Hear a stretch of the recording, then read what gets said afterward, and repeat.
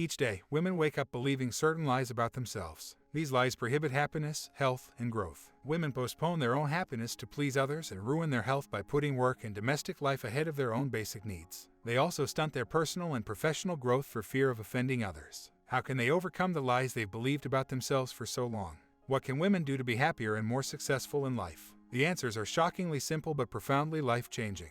Girl Wash Your Face holds the answers to how women can become the people they want to be, rather than the people they feel trapped to become. The lies that women believe about their weight, their jobs, their ability to parent, their partners, their outlook on life are all changeable. Taking action and making plans, goals, and persevering through the tough times are some of the pieces of advice found in Rachel Hollis' book. Women are ultimately responsible for their own happiness. It cannot be bought or manufactured, and it cannot be found in different locations. Women can pick up and move to the Bahamas, but the loneliness and lack of fulfillment will follow them. The thought that something else will be the cure is a false belief. It's a lie that women live with day in and day out. Women compare themselves to others on a regular basis, whether consciously or subconsciously. Women are also constantly seeking to improve their happiness. The fact of the matter is that the true fount of happiness lies within oneself. In order to discard the lie that happiness is found in something else, or somewhere else, women need to do some soul-searching and discover the items and interests that truly make them happy. Once these are found, then women need to pursue them and stick with them until they have found a routine that brings them pleasure and fills their soul.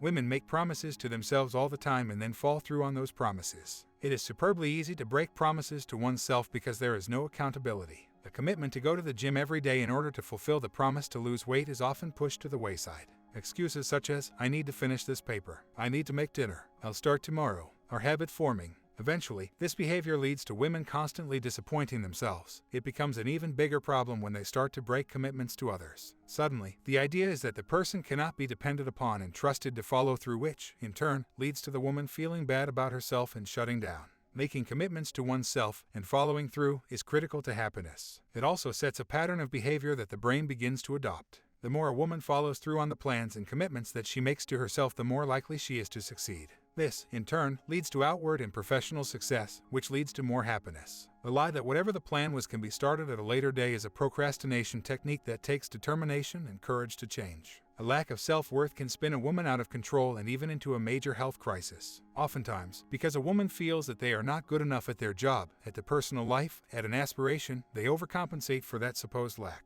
This overcompensation turns into fixating in areas that are controllable, such as working around the clock while falling short in others, such as family commitments and self-care. The author personally experienced pushing herself too hard and too far, that she started suffering from vertigo and Bell's palsy due to lack of rest and mental relaxation. Anxiety, depression, weight gain, weight loss, and a host of other physical problems develop from a lack of self-esteem and self-confidence. The lie that a woman is not good enough can be remedied by finding and listing the things she is good at. Listing the qualities and characteristics that are good enough, that bring pride and joy, is just one way to stop the lie that a person is not good enough. Generating this list also provides inspiration and paths to follow, leading a woman to hobbies or charitable works that bring joy, or even to the career that they have been dreaming about. It is a lie that if a woman loves someone, then all is well and that's enough. Meaning that if she loves someone, then it doesn't matter how they treat her, or think of her, or portray her to their friends. It's enough that she loves him, and anything else is just a nuisance that doesn't matter. The truth is, though, that loving him isn't enough for any woman if it is not reciprocated. A one-sided relationship is doomed to failure, which in itself could be a growth moment if the woman is willing to accept her role in the failing relationship.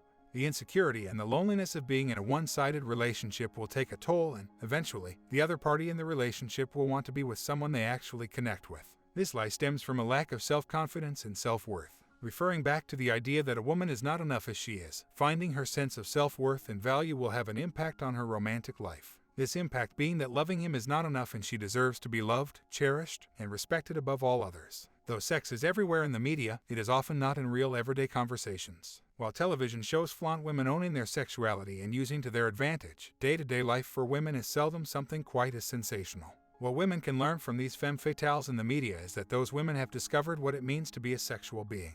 To become this, a woman must take action, even if those actions come with a great deal of initial chagrin. A lot of women are raised to be good Christian girls and not discuss sex or have a sex drive.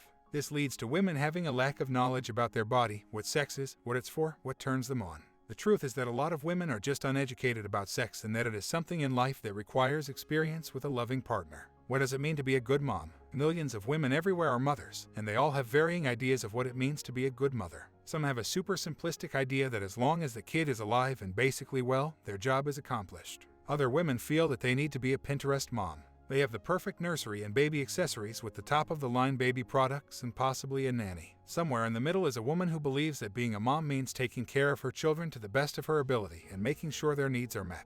The lie is that just because women can have babies that they innately know how to be mothers, that they instantly hold their newborns and know exactly what every tick, twitch, mew, and whimper means. The bigger lie is that if they don't know what all those little things are, then they don't really know how to be a mom.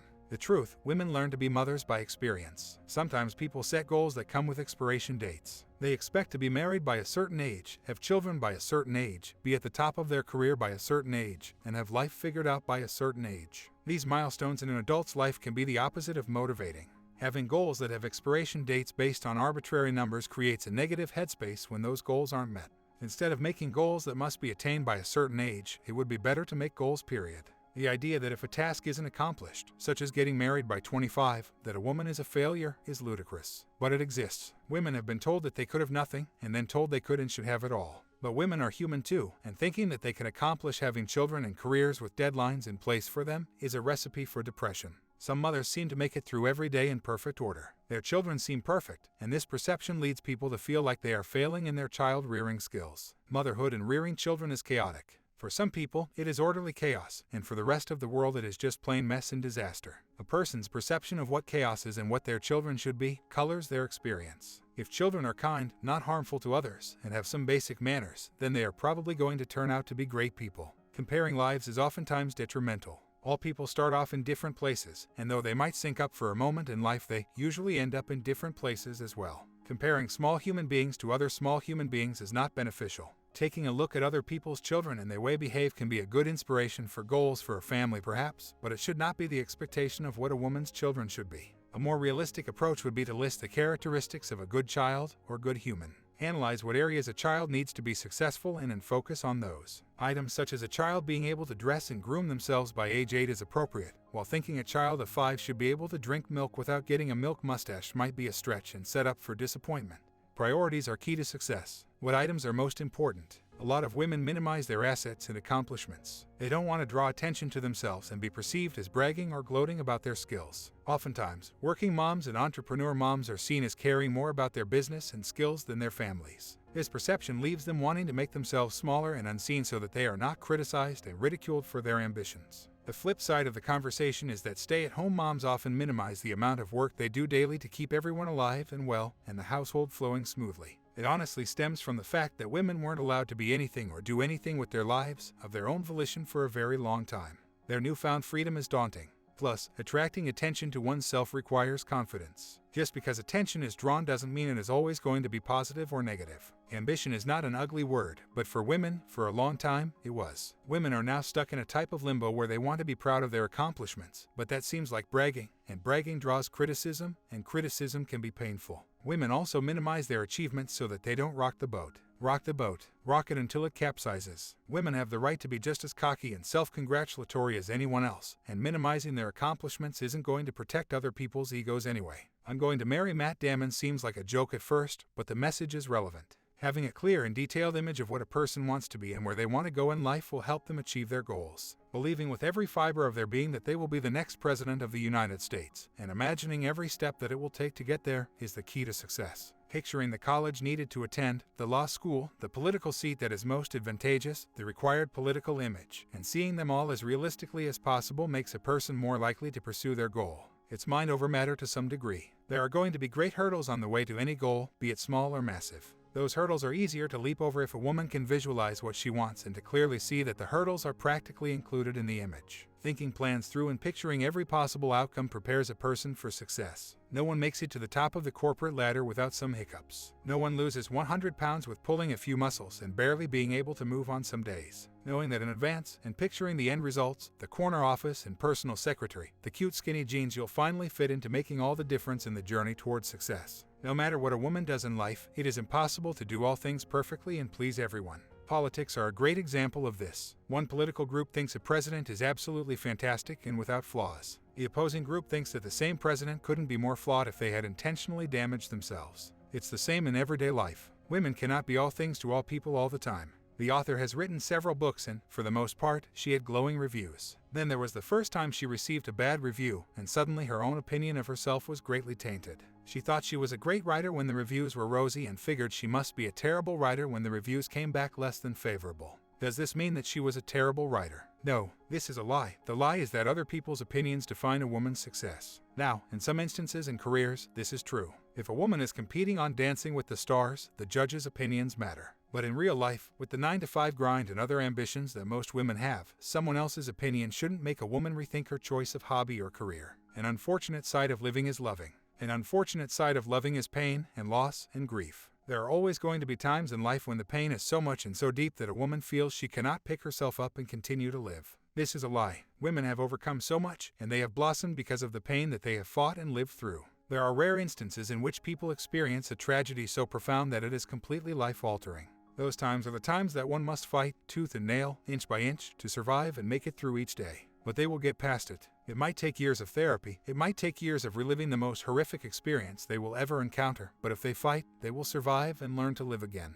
The lie is that when something lays a woman low that she cannot get past it, that she will hold on to it and use it as an excuse to stop functioning at the phenomenal level she needs to be at. That is not the reality. The reality is that, with time and space and support, a woman can get past whatever tragedy life throws at her, and she can find happiness. What would happen if the truth about every moment of a person's life was told? Would that person spontaneously combust? Would the world stop turning? No, probably not. But it could be painful. It could be embarrassing. It could put other people off from trying something because they saw how badly it turned out for the first person. Truth can be beautiful, and it can be painful, and it can be both at the same time. Most women don't want people to know the truth about how deeply something has affected them. They might not want people to know the truth because the truth can be used as a weapon. Or possibly, a claim is just so shockingly untrue that having to admit it even exists seems to give it relevance and power. The author and her family decided to become a foster family to adopt a child. She didn't know that by opening herself up to such an experience, that there were people out there who would take the opportunity to harass her. False claims of child abuse were leveled against her. She had to persevere through someone else's untruth. This led to the concept of not being able to tell the truth. The fear that someone will judge a woman's life and actions based on a moment are terrifying. To put oneself out there and keep standing tall with head held high and ambition unwavering is the freedom of telling the truth, even when it's daunting.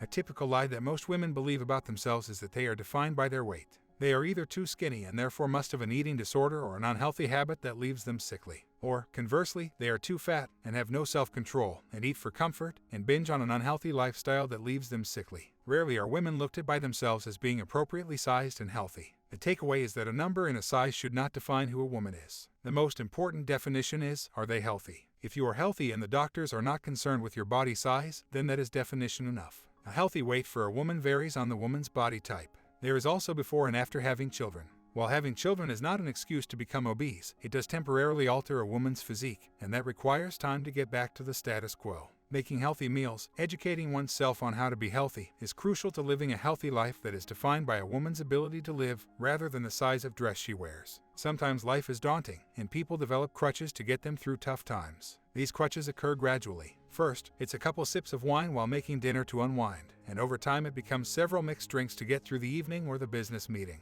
Needing a substance in order to survive through the day or the tough moments creates problems that take monumental courage to correct. It is easier never to begin a habit or addiction than it is to change it. Know your stressors and find healthy ways of coping with them. If the in-laws coming over for dinner and the thought of cooking so much makes a person want to take a couple shots of tequila, why not order something in instead? Looking forward to summer break and trying to figure out how to make it through 70 days with 3 kids at home can be breathtaking. Find summer camps, enlist mom friends to help with play dates, research volunteering activities for children at varying ages, and find outlets that benefit everyone rather than struggling through and developing a drinking problem. Life is hard, and there are many daunting tasks and choices placed before women every day. The feeling of needing someone else to handle the tough moments, to make the hard decisions, to defend women from the darkness is common. It's also a lie. Women don't need anyone to save them. Women find their own purpose and their own strength, and the empowerment from doing so will bolster them in the toughest moments on the hardest days. In a lot of media and movies, we see that women are the damsels in distress, and there is always a conquering hero that springs forward and saves the day. This is fun to watch but completely unrealistic. Women can save themselves, and they can also be heroes for others. The most important thing is that women find the courage to be who they are, and to be confident in that person in order to live a life that is independent and rewarding. When they can take care of themselves, then they can truly care for and support the people around them. The lie that a woman is not a good mother is subjective at best. What is the definition of being a good mom? Is it attending every PTO meeting and carpooling for the school year? The lie that a woman is not a good mom changes from societal norm to societal norm and from culture to culture. Some mothers are praised for their selfless dedication to being stay-at-home moms, and some mothers are praised for being working moms and still being able to attend all school functions. The truth is complicated and varies from woman to woman, but one thing remains the same: a woman is a good mom if she is taking care of her children and herself. If at the end of the day no one is in prison and everyone still has their limbs and are mostly happy, then a woman is probably a good mom. Women need to be the moms they feel comfortable being, not the moms they think everyone wants them to be.